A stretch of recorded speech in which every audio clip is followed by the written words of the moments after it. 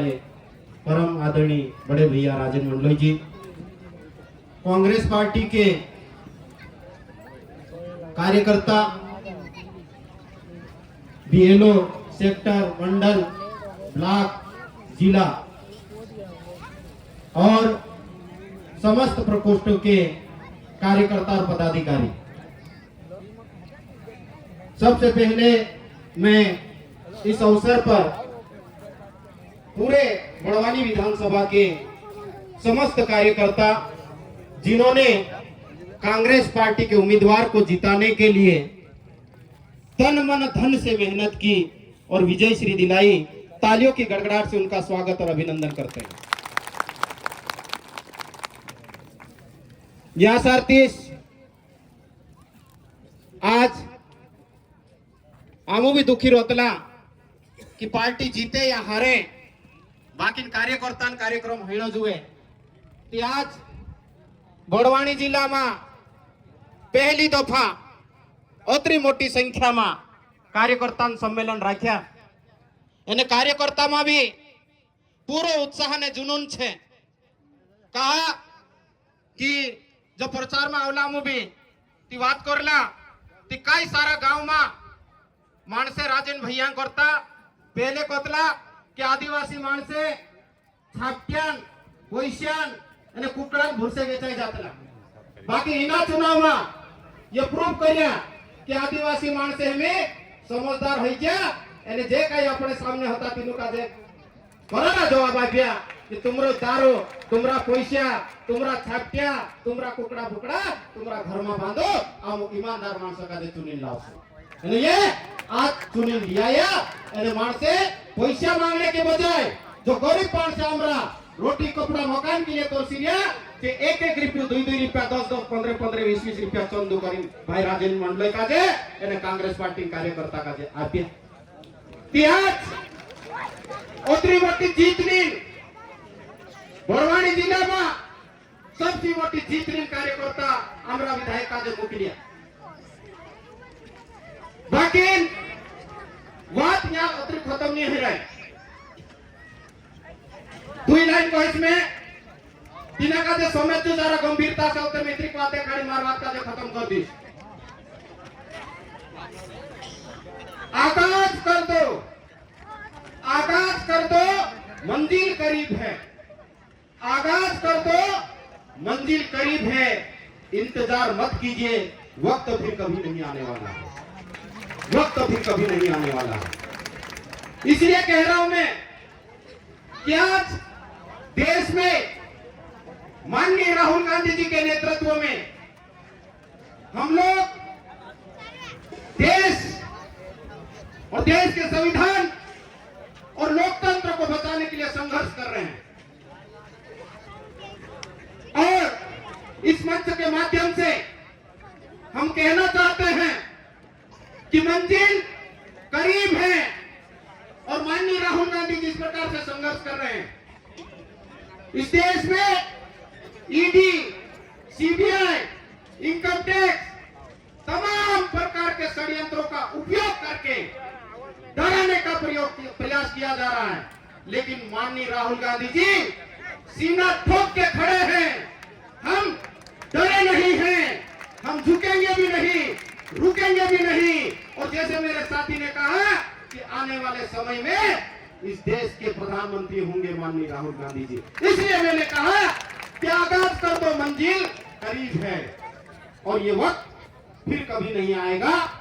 तो आने वाले समय के लिए सिर्फ हमको विधायक बना देना और हमारे मुद्दे खत्म हो गए, ऐसा नहीं है। ये लड़ाई आजादी की दूसरी लड़ाई है और इस लड़ाई में एक एक व्यक्ति का, एक एक कार्यकर्ता का महत्वपूर्ण रोल है। हमारा इलाका और विशेष करके जो गरीब लोग रहते हैं आदिवासी इलाके में, शिक्षा का स्तर जाके देख लीजिए आप लोग। एक तरफ प्राइवेटाइजेशन है षड्यंत्र के तहत। मेरा भाई हर सिंह समाज का कार्यकर्ता, लड़ने वाला जाबाज साथी एक एक बार इस सरकार के षड्यंत्रों को उजागर कर रहा था। उसको समझने की जरूरत है। मेरे आदिवासी समाज का बच्चा और मेरे इलाके के आदिवासी या दिगर समाज का भी हो, गरीब का बच्चा सरकारी स्कूल में पढ़ रहा है, उस स्कूल में पढ़ रहा है जिसका भवन का ठिकाना नहीं है, बारिश में टपकता है, वहां पर टीचर नहीं है, और टीचर है तो तमाम प्रकार के काम में ये सरकारी षड्यंत्र लगा के रखे हैं। क्यों? क्योंकि ये गरीब वर्ग के लोग पढ़ जाएंगे, समझदार हो जाएंगे, होशियार हो जाएंगे, कानून को समझ लेंगे, संविधान को समझ लेंगे तो अधिकार की बात करेंगे। इसलिए हम लोगों को पढ़ाई से रोकने का षड्यंत्र इस देश में चल रहा है। इसकी लड़ाई लड़ने के लिए हम लोगों का आगे आना होगा। दूसरी जो बात है, सरकार की गलत नीतियों की वजह से कांग्रेस पार्टी ने भी 70 साल शासन किया ऐसा बोलते हैं, लेकिन हमारा शासन था और इनका शासन दुस्साहस हो गया है। ये कहीं नहीं रुक रहे हैं। आप देखिए, जो गरीब लोग हैं, शासन की गलत नीतियों की वजह से हम लोग गरीब हैं। हमारे पास में क्या नहीं है? हमारे पास में सोना है, सोना, जमीन के हम लोग मालिक हैं। हमारे इलाके में जंगल है, हमारे इलाके में पानी है, हमारे इलाके में खनिज संसाधन है, उसके बावजूद भी हम लोग गरीबी के शिकार हैं। तो यह जो बात है, यह शासन की गलत नीतियों की वजह से है।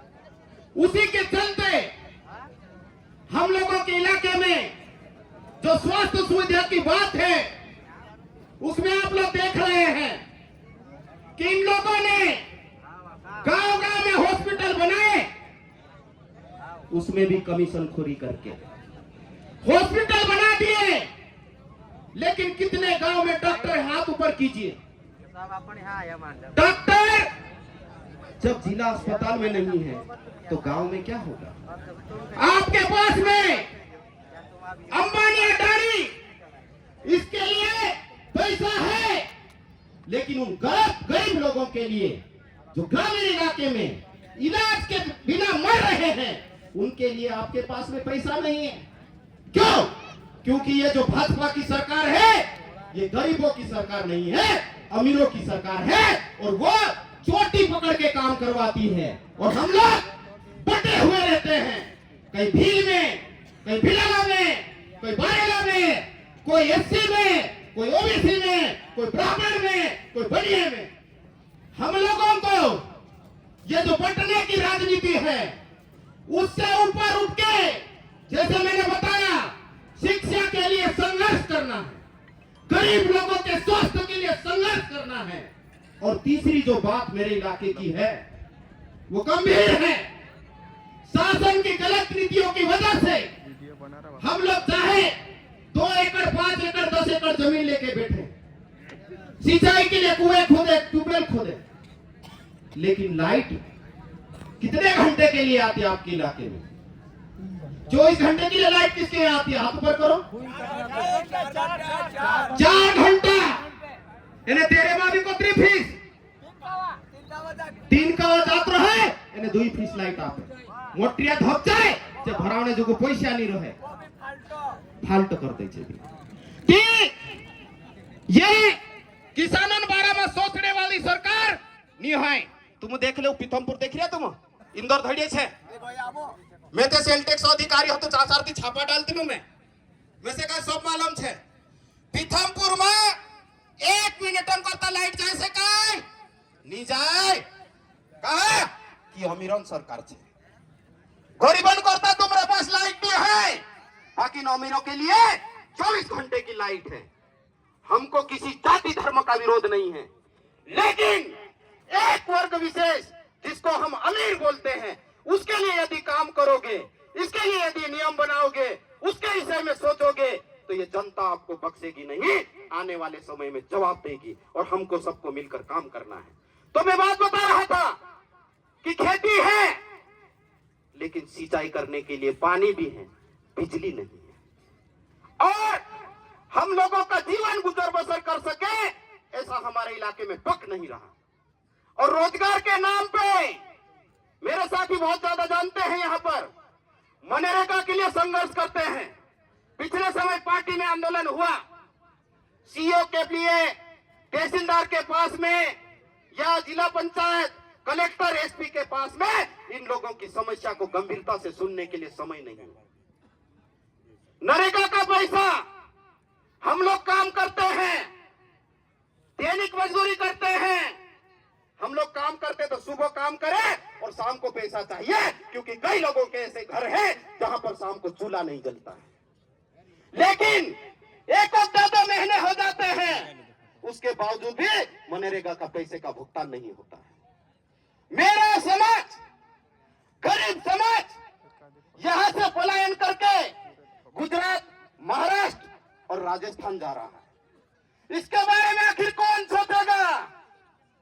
यह सरकार के नुमाइंदा, मेरे यहां पर दो सांसद, एक राज्यसभा और एक लोकसभा, और अभी तो मंत्री नहीं बनाए क्योंकि अभी राजन भैया ने उसको पटकनी दे दी, चारों खाने चित कर दिया, नहीं तो मंत्री भी था। लेकिन उसके बावजूद भी पलायन के विषय में सोचने के लिए उनके पास में वक्त नहीं है। फिर मेरा समाज क्या सोचता है? ठीक है, गरीब तो गरीब, लेकिन हम लोग पढ़ाई करवाते हैं, क्योंकि हमारी गरीबी को दूर करने के लिए कोई जादू की छड़ी नहीं है हमारे पास में। पढ़ाई लिखाई करवाएंगे, मेरा बेटा पढ़ेगा, डिग्री लेगा, डॉक्टरी करेगा, इंजीनियरिंग करेगा, तो वो तो हमारे बस में है नहीं, क्योंकि लाखों रुपए नहीं है। खेती बाड़ी बेच के कुछ लोग करवा लेते, अलग बात है। कुछ लोग छोटी मोटी नौकरी वाले हैं, वो अपने बेटों को पढ़ा लेते, वो अलग बात है। लेकिन मेरे गरीब समाज का बच्चा BA, MA, BCom, BSc, MSc कर लिए और 10-10, 15-15 साल से वो सर्टिफिकेट लेके दर दर भटक रहे हैं। और इस मध्य प्रदेश सरकार ने पिछले 20 साल से 1.5 से 2.25 लाख पद एसटी, एससी, ओबीसी के दबाए बैठे हैं। तो मेरे समाज के लोग जो बेटे को पढ़ा रहे हैं कि बेटा पढ़ेगा, अफसर बनेगा, मास्टर बनेगा, फॉरेस्ट गार्ड बनेगा या डॉक्टर बनेगा, सपने अधूरे ही हैं। तो आखिर कौन सोचेगा इसके बारे में? छोटी मोटी बात नहीं है, विधायक, सांसद, मंत्री बन जाना ठीक है, लेकिन इनकी समस्या का समाधान चाहिए। इसके लिए हम लोगों को काम करना है।